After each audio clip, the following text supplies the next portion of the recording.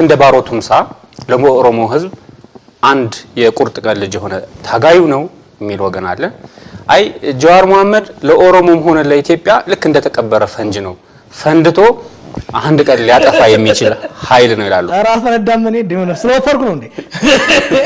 ስለዚህ ጀዋር መሐመድ ለኢትዮጵያ እንዲሁም ለኦሮሞ የተቀበረ ፈንጅ ነው መልካም አጋጣሚ ነው ብለን መውሰድ እንችላለን። ጠቅለል አድርገህና አንተ ከኢትዮጵያ ምንድነው የምትፈልገው ምን ሆና ነው ማየት የምትፈልገው የሚለው የመጨረሻ ሐሳብ። በሜዳ ሆኖ እኮ ግን አስቸገርከኝ።